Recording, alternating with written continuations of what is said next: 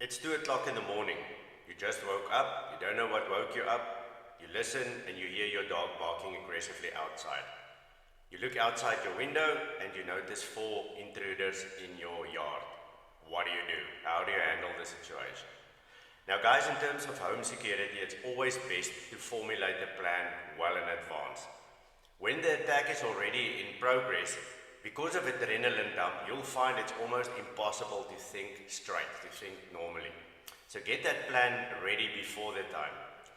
So the model that I like to use for home security is called the layered model. Think of an onion.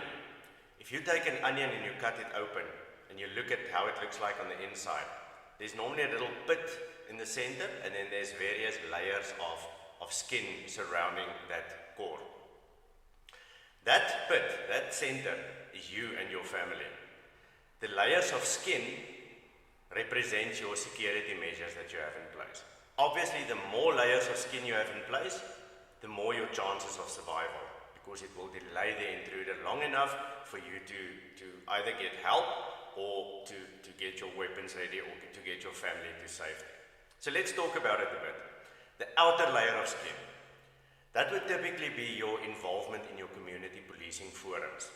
In those meetings, they share valuable information about the common crime trends in your area. So it's very good to have that knowledge so that you know what to plan for. The next layer of skin is, for example, your perimeter fence. It's better to have a fence than no fence at all.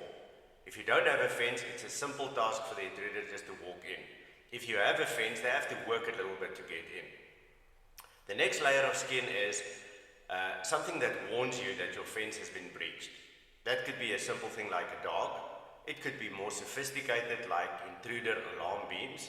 Or it could even be a makeshift tripwire system where you take a piece of fishing line, attach it to an empty tin filled with rocks, and when somebody trips the wire, that tin falls off your cupboard and makes a hell of a noise.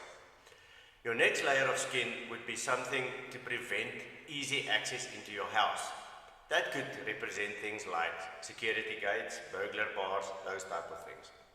The next layer of skin is something to warn you your security gates has been breached. That could represent something like an alarm system inside your house. And then the last layer is your plans and procedures inside your house. Do you have a safe area where everybody can go to if an intruder is detected? Now in South Africa, safe rooms are highly recommended. A safe room is typically a room where you put an additional security gate in the passage and you equip that room with life-saving equipment. For example, weapons of choice, communication devices like a cell phone, a first aid kit in case somebody gets hurt, a fire extinguisher, because sometimes they literally set something alight to force the occupants to come out. And then most importantly, a plan. Everybody should know exactly what to do during an emergency. Everyone should be assigned a role, and that should be planned and practiced up front. For example, the husband could be the guy holding the weapon. The wife could be the person phoning the police or pressing the button for the armed response company. The children could maybe use a flashlight to blind the intruder when he gets into the room. You get my point.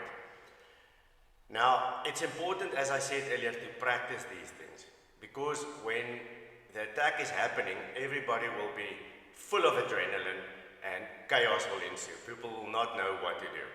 So the more you practice this, the more proficient you will become at it, and the less likely you'll become a victim.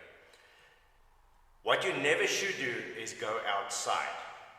Guys, I know all of us have this instinctive need to protect, and we want to go outside dressed in our PT shorts with our trusty 9mm, and we want to go and sort out the intruders.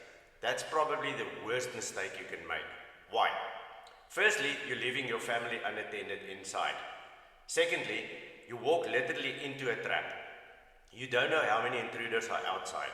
Maybe you saw 3 through your window, but you don't know if there's more. You don't know their exact location. Are they hiding? Are they ambushing you?